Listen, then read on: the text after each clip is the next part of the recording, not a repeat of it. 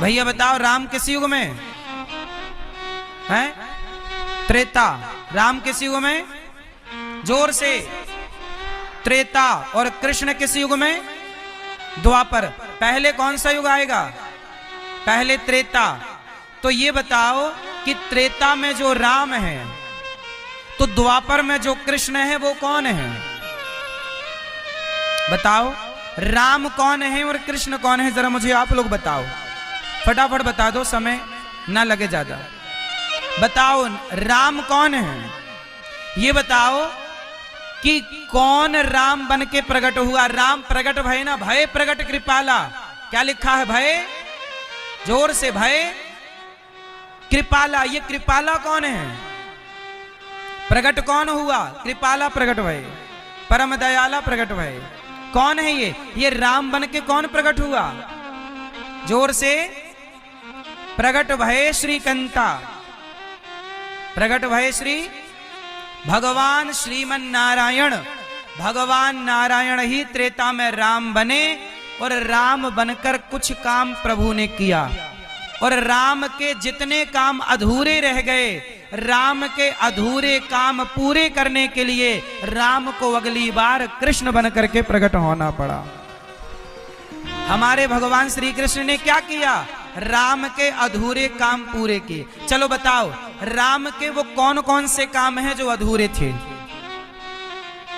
राम के समय पर त्रेता में राम जी ने कुछ काम पूरे त्रेता में नहीं कर पाए।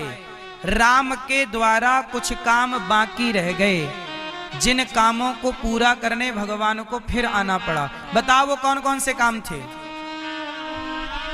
उत्तर दो मेरी मां। सुनो, ये छोटी सी चर्चा है, ध्यान से सुन लो, समझ में आएगी आपके, काम की है आपके। ध्यान से सुनो। त्रेता में हमारे भगवान राम क्या लीला बाकी थी? सुनो, जब राम ने बाली को मारा, किसको मारा? तो बाली बार बार क्या बोला? कारण कवन नाच मोहि मारा, कारण कवन नाच मोहि मारा, मैं बैरी सुग्रीव प्यारा। क्यों मारा? तब भगवान राम ने कहा कि चल भैया, इस जन्म में मैंने तुझे मार दिया, अगले जन्म में तू मुझे मार लेना। मैंने छिपके मारा, तू भी छिपके मार लेना। छिपके क्यों मारा ये मैंने कथा में एक दिन विस्तार से बताई थी बात। तो त्रेता में जो बाली था वही बाली द्वापर में एक जरा नाम का व्याध बना। कौन बना? जरा नाम का व्याध। और जरा नाम के व्याध ने भगवान कृष्ण के चरणों में बाण मारा, छिप करके मारा। तो भगवान ने उन्हें छिपके मारा, उसने प्रभु को छिपके मार लिया, हिसाब हो गया बराबर। ये एक भाव है ना। बाकी संत जन कहते हैं कि प्रभु के हाथों बाली मुक्त हो गया, फिर उसका पुनर्जन्म नहीं हुआ। ये भी एक भाव संतों का अपना अपना मत है। अब दूसरी बात सुनते हैं कि भगवान राम का वो कौन सा काम था जिसे पूरा करने भगवान कृष्ण आए। तो सुनो, राम से ब्याह करने आई थी सूपनखा। कौन आई? जोर से। सूपनखा कौन थी? रावण की, जोर से, रावण की बहन थी। सूपनखा को राम से क्या हो गया? प्यार। सूपनखा को राम जी से क्या हो गया? प्रेम हो गया। क्या कहती है? तो सम पुरुष नमो सम। क्या राम से विवाह करना गलत है? कोई स्त्री राम से विवाह करना चाहे तो क्या गलत है मेरी माँ? मीराबाई ने भी तो भगवान से विवाह करना चाहा ना। मीरा ने भी तो पति के रूप में भजा ना, मेरे तो गिरधर गोपाल दूसरो ना कोई। मीराबाई ने भी प्रभु को पति के रूप में भजा और सूपनखा ने भी भगवान को पति के रूप में भजा।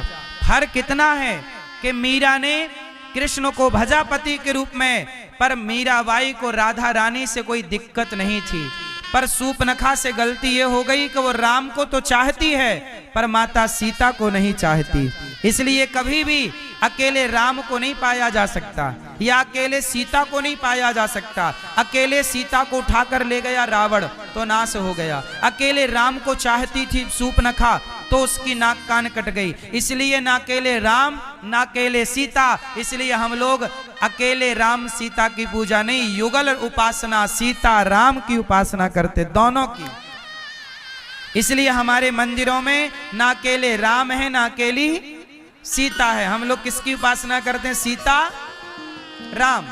यदि सूपनखा सीता मां को स्वीकार कर लेती तो राम कभी नाक कान ना कटवाते। अच्छा, सूपनखा अगले जन्म में ना क्या बन के आई जानते हो? कुब्जा। क्या बनकर आई? कुब्जा। और कुब्जा के चंदन को लेकर कुब्जा की कुंवर ठीक की। त्रेता के राम, त्रेता की सूपनखा द्वापर में कुब्जा बनी, और त्रेता के राम द्वापर में कृष्ण बन करके कुब्जा से चंदन लेके उसकी कुंवर ठीक करते हैं और कुब्जा को स्वीकार करते हैं। स्वीकार किया भगवान ने सूपनखा को, पर तब नहीं किया, अब किया, मतलब द्वापर में किया। तो प्रभु के कुछ काम बाकी थे। सुनो, राम का एक काम और बाकी था। राम जी जनकपुर गए ना, तो जनकपुर की सारी स्त्रियों ने देखा, क्या राम हमारे पति होंगे, क्या राम हमारे पति होंगे। अरे राम को देखकर कौन स्त्री पति बनाना नहीं चाहेगी, ये बताओ। राम में सबका मन जाता है, और बुराई क्या है इसमें? भगवान तो सबके पति हैं। क्यों, आपके पति कौन है? क्यों मैया, आपके पति कौन है? कौन? भोचूलाल? कौन? आपके पति कौन? तुम हो एक अगोचर सबके प्राण। अच्छा ये बताओ, भगवान तो सबके पति हैं। राम को देखकर जनकपुर की सखियां बोली कि क्या हमसे विवाह होगा? पर राम जी बोले नहीं, अभी नहीं हो सकता, मैं मर्यादा पुरुषोत्तम हूं, एक पत्नी का व्रत ले रखा है, लेकिन अगले जन्म में मैं कृष्ण बनकर आऊंगा और आप सब मेरी पत्नी बनकर के आना, मैं आपको तब स्वीकार करूंगा। तो राम जी के समय पर जो कार्य नहीं हो पाया मर्यादा के कारण, प्रभु को लीला तो करनी ही थी। अच्छा ये बताओ, मीराबाई ने पति के रूप में चाहा कृष्ण को, बताओ मीराबाई सही है कि गलत है? जोर से। मैया क्या बोलती तू? बोलो मेरी माँ। ए मेरी माँ, ये आप लोग बोल काहे नहीं रही हो? घर में तो बहुत बोलती हो। बताओ, मीराबाई ने कृष्ण को पति रूप में चाहा, तो मीरा सही है कि गलत है? बोलो। पति के रूप में चाहना ईश्वर को सही है कि गलत है? तो फिर भगवान राम को पति रूप में चाहा, तब पूरा ना हुआ। वही गोपियां, सीता मां की सखियां, अन्य सब द्वापर में भगवान की पत्नी बन करके आई। भौमासुर नाम के दैत्य ने अपहरण किया, फिर भौमासुर को मारा, और भगवान ने 16,108 विवाह किए। पिछले जन्म का सब पेंडिंग था ना, पूरा करना था। सुनो, एक और लीला बाकी है अभी राम की। त्रेता की एक कथा और बाकी है जो कलयुग में पूरी होगी। पता है आपको? आप लोग वैष्णव मैया को जानते हैं? वैष्णवी मैया कितने लोग जानते हैं? वैष्णवी मैया, ये वैष्णवी मैया ना कुंवारी हैं अभी तक। इन्होंने राम से कहा था हमसे विवाह कर लो। राम बोले कि मुझे पहचान लोगी तो कर लूंगा। जब राम रावण को मारकर वापस आए तो राम को पहचान ना पाई, तब राम ने कहा कि अब मैं कलयुग में आपसे विवाह करूंगा। तो वही वैष्णवी मैया आज भी, वैष्णव देवी आज भी तपस्या कर रही हैं। और इस कलयुग में जब भगवान राम कल्कि अवतार लेंगे, तब कल्कि भगवान का विवाह मां वैष्णवी से होगा। देखो, त्रेता की बातें अभी भी उधार हैं। तो तब की लीला कुछ द्वापर में पूरी हुई, कुछ कलयुग में पूरी होगी। तो ये भगवान की लीलाएं चलती ही रहती हैं। ऐसे यशोदा मां के पुण्य की कथा कुछ इस तरह से है, ध्यान पूर्वक सुनिएगा। देखो, भगवान कृष्ण ना यशोदा मां का दूध पीते हैं। भगवान कौन है? भगवान सबसे बड़े हैं। क्या भगवान से बड़ा कोई है? लेकिन भगवान ना शबरी के बेर खाते हैं, केवट को अपने गले लगाते हैं, निषाद राज को गले लगाते हैं, और राम सबके घर जाते हैं। कोई बड़ा नहीं, कोई छोटा नहीं, कोई ऊंचा नहीं, कोई नीचा नहीं। एक बात बताओ, आप लोग कितने भाई हैं? सब लोग बताओ जरा, जितने लोग यहां खड़े हैं बताओ आप कितने भाई हो? जोर से। ए मैया, ये पुरुष लोग हमारे भैया लोग बताएंगे। चलो बताओ आप कितने भैया हो? 2, किसी ने कहा 2, किसी ने कहा 4, किसी ने कहा। और भैया आप मैया आप लोग कितने भाई हो? आपके कितने भाई हैं बताओ? 8। हाँ, ये 8 भाई वाली बहन यहां है। चलो बढ़िया। और पीछे सब लोग बताओ, जिसके जितने भाई हैं वो हाथ उठा के बताएं। अब हम बताएं कि आपके भाई कितने हैं? बताएं आपके भाई कितने हैं? ध्यान से सुनो। हम सबके 4 भाई हैं। कितने भाई हैं? जोर से। हम कितने भाई हैं सनातनी? देखो, हम सनातनी 4 भाई हैं। कौन कौन से भाई? हमारा भाई है ब्राह्मण, हमारा भाई है क्षत्रिय, हमारा भाई है वैश्य और हमारा भाई है शूद्र। हम 4 भाई हैं। हम चारों जब लड़े आपस में, तब जाकर के ये देश गुलाम हो गया। और हम जब चारों संगठित हुए तो हमारा देश आजाद हो गया। जहां सुमति तहां संपत्ति नाना, जहां कुमति तहां विपत्ति निदाना। अच्छा ये बताओ, हमारे देश में हम छुआछूत के नाम से जो बटे हैं, ये बंटवारा सही है कि गलत है? जोर से बोलो। गलत है ना? ये बताओ। जातियों के नाम पर देखो, जातियां बनी हैं व्यवस्था के लिए। ब्राह्मण कोई जाति नहीं है, ब्राह्मण की व्यवस्था है। क्षत्रिय कोई जाति नहीं है, क्षत्रिय एक व्यवस्था है। ब्राह्मण की व्यवस्था है वेद पुराण संभालेगा ब्राह्मण। क्षत्रिय की व्यवस्था है कि ये क्षत्रिय तलवार संभालेगा। और वैश्य की व्यवस्था है कि वैश्य व्यापार संभालेगा, पैसा संभालेगा। और शूद्र की व्यवस्था है वो सेवा संभालेगा। हम चारों एक दूसरे के भाई हैं। अच्छा ये बताओ, हम चारों के पिता कौन हैं? बताओ, ब्राह्मण कहां से प्रकट हुआ और क्षत्रिय का जन्म कहां से हुआ? कौन बताएगा? बताओ जरा भैया, आप बताओ। चश्मा वाले हमारे दादाजी बताएंगे। बताओ, ब्राह्मण कहां से पैदा हुआ? बोलो, पता है? क्षत्रिय कहां से पैदा हुआ? चलो बताओ। जितने क्षत्रिय यहां बैठे सब बताओ, आपकी उत्पत्ति कहां से है? सुनो, हम बताएं? सुनो, जितने ब्राह्मण क्षत्रिय बैठे, शूद्र वैश्य बैठे, सब सुने। आपकी उत्पत्ति कहां से हुई? मैं आपकी उत्पत्ति बोल रहा हूं। वेद की वाणी, ब्राह्मणोस्य मुखमासीत बाहु राजन्यः कृताः ऊरु तदस्य जदवैश्याः पदभ्यांगुं शूद्रो अजायत। ये वेद वाक्य है। भगवान नारायण के ब्राह्मणों से मुख, भगवान के मुख से ब्राह्मण का जन्म हुआ, भगवान की भुजाओं से क्षत्रिय का जन्म हुआ, भगवान के जंघा से वैश्य का जन्म हुआ और भगवान के चरण से शूद्र का जन्म हुआ। तो बताओ, तुम चारों के पिता एक हैं कि अलग अलग हैं? बोलो, तुम चारों के पिता कितने? जोर से। जब तुम चारों का बाप एक है तो तुम एक बाप की संतान हो, फिर लड़ाई झगड़ा किस बात का है? भाई, ब्राह्मण क्षत्रिय व्यवस्था के लिए ना विभाग बनाए। जैसे प्रधानमंत्री क्या है?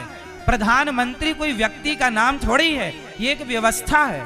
राष्ट्रपति, ये राष्ट्रपति क्या है? एक व्यवस्था है। उद्योग मंत्री, गृह मंत्री, जल मंत्री, खाद्य मंत्री, क्या है ये?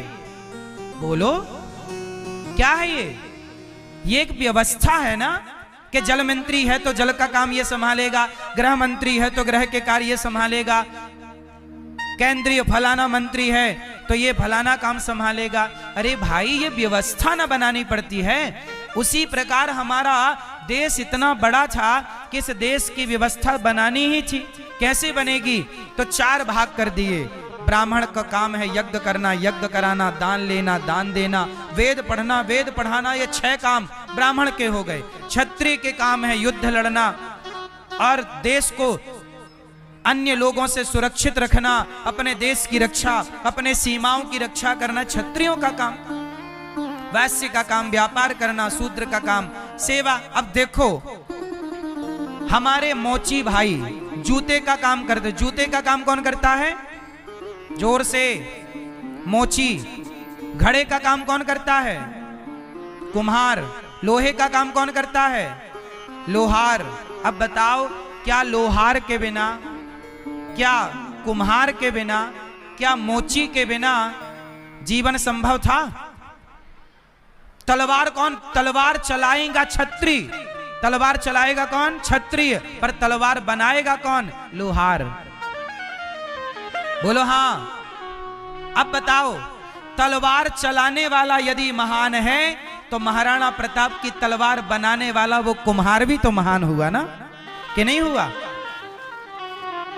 जितना बड़ा योगदान महाराणा प्रताप का है तलवार चलाने में, उतना ही बड़ा योगदान है उस कुम्हार का तलवार बनाने में।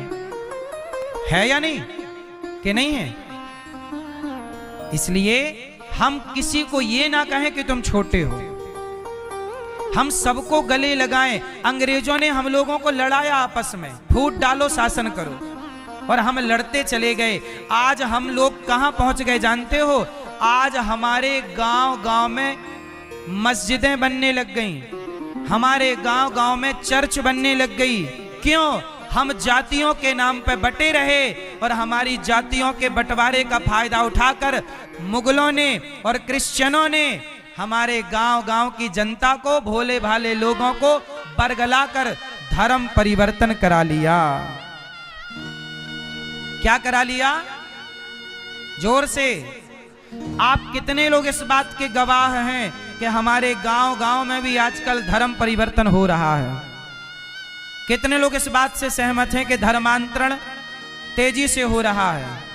क्यों भैया, धर्मांतरण हो रहा है कि नहीं? हाँ या ना? जोर से। क्यों हो रहा है? क्यों हो रहा है? जब आप अपनों को गले लगाओगे ही नहीं, जब आप अपनों को स्वीकार करोगे ही नहीं, तुम मुसलमानों को कहते हो कि ये भाई, हिंदू मुस्लिम भाई भाई। कौन कहता है ये? पहले मंदिरों से एक गाना चलता था कि ईश्वर अल्लाह तेरो नाम। अब बताओ, जो मुसलमान गाय खाता है उसे तो आप अपना भाई कहते हो, लेकिन जो मोची आपका सगा भाई है उसे आप गले लगाने से हिचकिचाते हो। मोची गाय तो नहीं खाता ना, उसका पैतृक काम है चमड़ा निकालना, तुम्हारे लिए जूता बनाना, उसका काम है वो। ये बताओ बताओ, ब्राह्मण गाय को माता मानता है कि नहीं? हाँ या ना में उत्तर जोर से। क्षत्रिय गाय को माता मानता है कि नहीं? जोर से। अरे बोलो ना मेरी मां। बताओ, ब्राह्मण गाय को माता मानता है कि नहीं? क्षत्रिय गाय को माता मानता है कि नहीं? वैश्य गाय को माता मानता है कि नहीं? शूद्र गाय को माता मानता है कि नहीं? तो शूद्र भी गाय को माता मानता है, ब्राह्मण भी गाय को माता मानता है। क्या मुसलमान गाय को माता मानता है? नहीं। जो गाय को माता नहीं मानते उन्हें तो आप अपना भाई कह रहे हो, लेकिन जो गाय को माता मानते हैं उससे छुआछूत कर रहे हो। ये कैसा न्याय है भाई? ऐसे में तो सनातन बट जाएगा, बिखर जाएगा। और इस बिखराव का फायदा मुगलों ने उठाया, अंग्रेजों ने उठाया। आज भी हमारे देश के घुसे लोग, घुसपैठिया, आज भी उसका फायदा उठा रहे हैं। तो बताओ, हमें संगठित रहना चाहिए कि नहीं? जोर से। कितने लोग मेरी बात से सहमत हैं? हाथ उठा के बताओ। क्या आपस में लड़ना सही है? ब्राह्मण, क्षत्रिय, वैश्य, शूद्र जातियों के नाम पे ना बटो। यदि जातियों के नाम पे बट गए तो अस्तित्व खतरे में हो जाएगा। बांग्लादेश से खदेड़े गए सारे हिंदू, पाकिस्तान से खदेड़ दिए गए सारे हिंदू, कश्मीर से खदेड़ दिए गए कश्मीरी पंडित। याद रखिएगा, आज तो जंग पाकिस्तान से छिड़ी है, कल को जंग यदि भारत के ही गद्दारों से छिड़ जाएगी तो क्या जीत पाओगे? अपनी छाती पे हाथ रख के बताओ कि कल भारत के भीतर, चलो पाकिस्तान तो बाहर है हमसे, उससे लड़ना आसान है, पर कल को भारत के अपने लोग गद्दारी करेंगे, विधर्मी लोग, तो क्या लड़ पाओगे? अपनी बेटियों को सुरक्षित बचा पाओगे? क्योंकि तुम जातियों के नाम पे बटे रहोगे ना। इसलिए कहता हूं, एक अच्छा भारत देखना चाहते हो, एक अच्छे भारत का निर्माण करना चाहते हो, तो सबसे पहले जातियों के नाम से जो बटे हो वो जातियां व्यवस्था के लिए हैं, व्यवस्था तक सही है, इसके आगे जातियों को गले मिल करके रहो भाई भाई। क्यों जी, बात सही है? तो कितने लोग गले मिल के रहेंगे? अपने शूद्र भाइयों को गले लगाओ, शूद्र भाइयों के पास आटा दाल चावल लेकर जाया करो, उनकी बेटी के विवाह में थोड़ा सहयोग किया करो। तुम सहयोग नहीं करते, क्रिश्चियन लोग सहयोग कर देते हैं तो वो लोग क्रिश्चियन अपना लेते हैं। थोड़ा तुम सहयोग करो ना अपनों का। अपने का साथ हम नहीं देंगे तो कौन देगा? मैं भेद नहीं करता। अच्छा ये बताओ, जब गांव में बच्चा पैदा होता है तो बच्चे, पहले के जमाने में नरा काटने कौन आता था बच्चे का? जोर से मैया बताओ ना मेरी माँ। गांव के एक ताई आया करती थी ना, जैसे ताई माँ कहते हैं। गांव की एक महिला होती थी जो शूद्र समाज से होती थी, वो तुम्हारे बच्चे का नरा काटती और उसके गले में, मुंह में हाथ डाल के उस बच्चे के मुंह की गंदगी साफ करती और वो तुम्हारे बच्चे को नहलाती। कहते हैं जब तक वो बच्चे को ना नहलाए तब तक तुम्हारा बच्चा शुद्ध नहीं होता। तो सोचो, जिस माता के नहलाने से तुम्हारा बच्चा शुद्ध होता होगा, भला वो माता अशुद्ध कैसे हो सकती है? भला वो शूद्र माता अशुद्ध कैसे होगी बताओ? ये केवल गलत फहमियां पाल ली लोगों ने। ऊंच नीच का बताओ, भगवान राम ने शबरी को गले लगाया कि नहीं? जोर से। क्या शबरी के बेर नहीं खाए राम? क्या निषाद राज को गले नहीं लगाया? जब राम भेदभाव नहीं करते तो हम कौन होते हैं भेदभाव करने वाले? तो मेरे प्यारे भारतवासियों, मेरे को पक्का वादा करो कि कभी आपस में ना लड़ोगे। ब्राह्मण क्षत्रिय वैश्य शूद्र, जहां ब्राह्मण क्षत्रिय वैश्य शूद्र मिल जाएं, गले लगाओ। चारों भाई। कितने भाई हैं? और सुनो, हमारे 4 भाई और हैं, 4 भाई और हैं हमारे। कौन कौन? वो भी सुनो, कंफ्यूज ना हो इसलिए बता रहा हूं। हमारा भाई कौन है? हिंदू और जैन। बोलो जैन। ये जैन कौन है? ये जैन हमारा भाई है। हिंदू, जैन और सिख। कौन? सिख। सिख समझते हो ना? पंजाबी पगड़ी, सिख। और चौथे हैं बौद्ध। वो बौद्ध लोग भले अपने को अपना नहीं मानते, लेकिन सच्चाई यही है कि हम 4 भाई ये भी हैं। देखो, जैन लोग भी हम हिंदुओं की तरह ही रहते हैं, वो भी हमारे अपने हैं। वो हिंदुओं की एक शाखा जैन है। हिंदुओं से ही कट करके एक ये हमारे पंजाबी सिख भाई हो गए। गुरु नानक देव जी भाई हो गए। गुरु नानक देव जी ब्राह्मण हैं। गुरु नानक देव जी स्वयं कौन है? ब्राह्मण। और वो सब सनातन गुरु ग्रंथ साहब में कई बार भगवान राम का नाम आया है। गुरु ग्रंथ साहब में कई बार भगवान विष्णु का नाम आता है। तो हमारे जो ये पंजाबी भाई हैं, हमारे सिख भाई, ये भी हमारे अपने हैं, कोई पराये नहीं है। तो ये 4 भाई ये हैं। ये चारों, देखो मैंने कई बार ये बात कही कि यदि हिंदुस्तान में कभी कल को मुसलमान हावी हो गया तो मुसलमान हिंदुओं को काटेगा, तो जिस दिन मुसलमान हिंदुओं को काटना शुरू करेगा तो क्या जैनों को छोड़ देगा? तो क्या बौद्धों को छोड़ देगा? क्या सिखों को छोड़ देगा? बोलो। जिस दिन मुसलमान जब